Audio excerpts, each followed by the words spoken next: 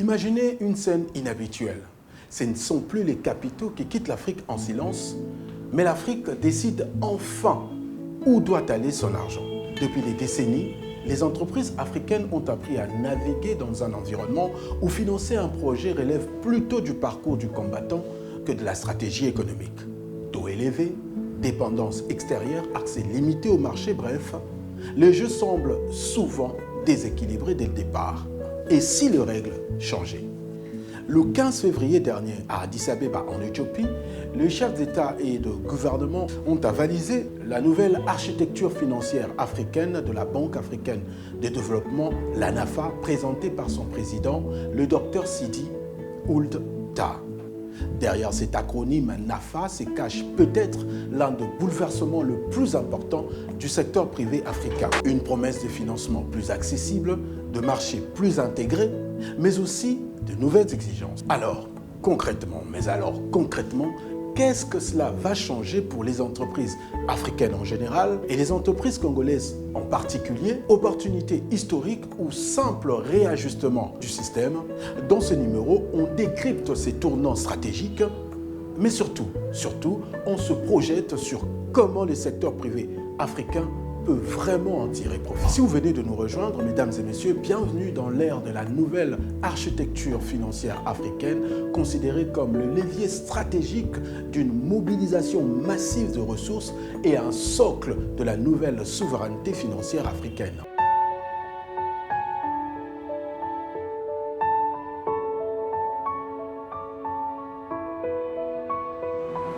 Notre histoire commence le 1er septembre 2025. Le docteur Sidi Ould Tah prend ses fonctions de président de la BAD à la suite d'une élection gagnée haut la main le 29 mai 2025 sur un score historique.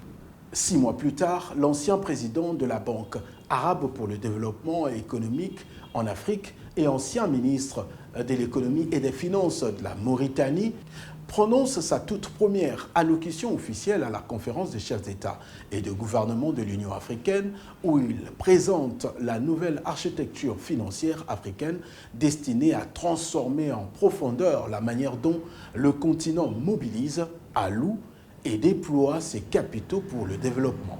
Le dialogue consultatif sur la NAFA, organisé le 9 avril à Abidjan, en Côte d'Ivoire, sous l'autorité du président Alassane Dramane Ouattara, a lui débouché sur l'adoption de cette nouvelle vision dans le but de relever les défis du financement de développement du continent.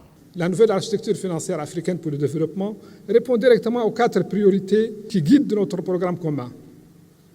Premièrement, elle contribue à libérer le potentiel des capitaux africains. Elle y parvient en connectant l'épargne nationale, les actifs de retraite et d'assurance, le financement du développement et les partenaires internationaux au sein de plateformes structurées capables de financer à grande échelle. Deuxièmement, elle renforce la souveraineté financière de l'Afrique. Une trop grande partie des capitaux africains transitent encore par des intermédiaires hors du continent et une trop grande partie des risques africains est encore évaluée ailleurs. La nouvelle architecture financière africaine vise à aider l'Afrique à conserver, déployer et accroître ses capitaux internes. Troisièmement, elle contribue à transformer la croissance démographique en un atout économique, en orientant les financements vers les entreprises, l'entrepreneuriat et les chaînes de valeur. Elle soutient l'emploi, notamment pour les jeunes africains et les femmes africaines. Comme vous le savez, l'Afrique est confrontée à un déficit structurel de financement du développement supérieur à 400 milliards de dollars américains par an. Il est clair que pour le docteur Sidi, le problème en Afrique n'est pas le manque de ressources, mais plutôt l'architecture du risque et du capital. En ce sens, la nouvelle vision de la BAD, ancrée sur les 4 points cardinaux dont la NAFA constitue le pilier essentiel, permettra au continent de changer de paradigme et de réorganiser le flux des capitaux et la gestion des risques à l'échelle continentale. L'objectif, passer d'un modèle fragmenté, dominé par des interventions ponctuelles, à un système coordonné capable de mobiliser massivement des ressources publiques et privées à l'intérieur du continent. Notre question, Comment le secteur privé africain peut tirer profit de ce nouveau paradigme financier africain? Alors, ce qu'il faut savoir des primes abord, l'un des changements majeurs de la NAFA est de réorienter les capitaux africains vers l'économie réelle. En termes simples, utiliser davantage l'argent disponible dans le continent pour financer des activités concrètes qui créent de l'emploi et produisent des biens ou services. Et pour cela, la NAFA peut permettre au secteur privé africain de 1. Accéder à plus de financement. La NAFA encourage la modernisation et l'intégration des bourses africaines. Vous l'aurez compris, cela ouvre la voie à beaucoup d'opportunités pour le secteur privé, notamment lever des fonds et diversifier les ressources de financement. Conséquence, cela réduit la dépendance aux prêts bancaires classiques. 2. Réduire de coûts. Comme vous le savez, aujourd'hui, les entreprises africaines payent souvent des taux d'intérêt élevés. Mais avec l'ANAFA, il s'agira donc de l'amélioration de la perception du risque, mécanisme de garantie, mutualisation régionale. Résultat, financement moins cher, donc projet plus rentable, plus d'investissements possibles. 3. Opportunités dans des grands projets d'infrastructure. L'ANAFA vise à mobiliser massivement de fonds pour le secteur tel que l'énergie, le transport, le numérique, l'industrie. Le secteur privé peut donc participer à des partenariats publics-privés, PPP, devenir fournisseur ou sous-traitant et investir directement dans ce projet. Cela ouvre des marchés énormes pour les entreprises locales. 4. S'étendre à l'échelle continentale. Avec une meilleure intégration financière africaine, les entreprises auront donc la possibilité de transfert de capitaux plus fluides, harmonisation réglementaire, réduction des barrières financières. Et cela aura comme impact, une entreprise peut plus facilement s'implanter dans plusieurs pays africains, croissance à l'échelle continentale. 5. Renforcement de petites et moyennes entreprises et les startups. Comme vous le savez, les startups et les petites et moyennes entreprises sont au cœur de la NAFA.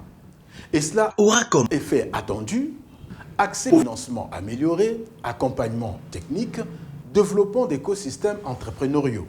Les startups vont bénéficier dans ces systèmes d'un environnement plus favorable à l'innovation.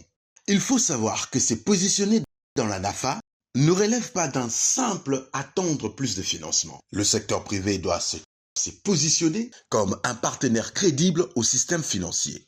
Sans cela, les capitaux mobilisés risquent d'aller ailleurs dans le grand groupe par exemple. Maintenant, posons-nous la question, quels sont les mécanismes concrets à mettre en place pour capter les opportunités de la nouvelle architecture financière africaine? Tentative de réponse. Nous dirons au numéro 1, l'amélioration de la gouvernance. Les investisseurs exigent des standards élevés. À cela, il y a des mécanismes clés, comme la tenue des conseils d'administration actifs, séparation de fonctions, adoption de normes comptables internationales. Et cela aura comme impact visible la crédibilité accrue et l'accès plus facile au financement pour nos entreprises. 2. Mutualiser les risques vers les structures collectives. En clair, collaborer au lieu d'agir seul. Une entreprise seule est souvent jugée trop risquée. Et les solutions à mettre en place, la création de consortiums d'entreprises, des clusters sectoriels et la coopération régionale. Et cela permettra donc de partager les risques et d'accéder à des projets, à des plus gros projets.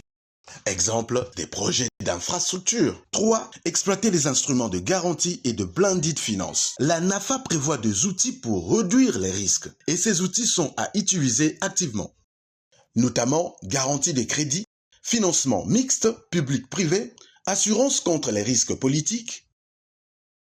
Et ça, vous l'aurez compris, rend financiable des projets jugés auparavant trop risqués. 5. Accéder au marché financier. Les entreprises doivent sortir du financement uniquement bancaire. Et pour cela, les actions à entreprendre sont, entre autres, émission d'obligations, introduction en bourse, levée des fonds via les marchés régionaux. Et cela aura comme impact diversification de ressources, des financements et un accès aux capitaux plus important. 6. Digitalisation et traçabilité financière. Les investisseurs aujourd'hui exigent plus de transparence. Et ces mécanismes de transparence sont, entre autres, le système de gestion financière digitalisé, traçabilité des flux, reporting en temps réel. Et cela a comme résultat confiance accrue des investisseurs. 7. Investir dans le capital humain et l'expertise financière. Il est clair que sans compétences, les opportunités restent théoriques. Pour cela, les entreprises doivent considérer en priorité formation en ingénierie financière, recrutement de profils spécialisés, partenariat avec des experts. 8. S'aligner sur les priorités stratégiques africaines. Vous le savez, la NAFA cible certaines priorités. Entre autres, je citerai l'énergie, l'infrastructure, l'agriculture, l'industrie et le numérique. Les entreprises doivent donc orienter leurs projets vers ce secteur. C'est là donc pour maximiser leurs chances de financement et leur permettrait de bénéficier de politiques publiques favorables. 9. Développer des partenaires publics-privés, PPP.